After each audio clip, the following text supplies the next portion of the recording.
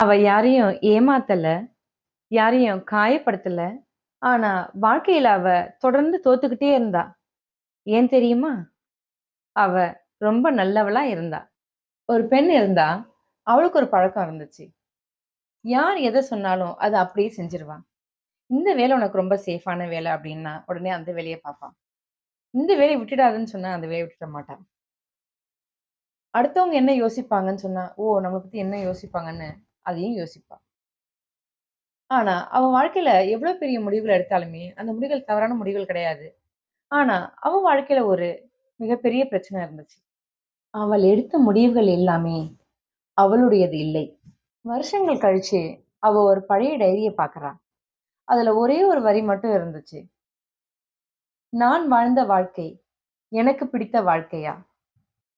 அந்த கேள்விக்கு அவளால உடனே பதில் சொல்ல முடியல. ஏன்னா, தவறான மனிதர்கள் அவ வாழ்க்கையில அதிகம் இல்ல. ஆனா, அவளுடைய குரல் மட்டும் எங்கேயும் அதிகமா கேட்கல. நல்லவங்களா இருக்கிறது மட்டும் வாழ்க்கைக்கு போதாது. ஒரு கட்டத்துல நம்ம வாழ்க்கைய நாமே தேர்ந்தெடுக்கவும் கத்துக்கணும். இன்னைக்கு உங்ககிட்ட ஒரு கேள்வி. நீங்க வாழ்ற வாழ்க்கை உங்களுக்கு பிடிச்ச வாழ்க்கையா? உங்க பதில என்கிட்ட சொல்ல வேண்டாம். உங்க மனசுக்குள்ளேயே சொல்லிக்கோங்க. ஒரு நிமிடம் என்னுடன் ஒரு புதிய நம்பிக்கை உங்களுடன் நான் உங்கள் அம்பாள் சுகன்யா. மீண்டும் சந்திப்போம்.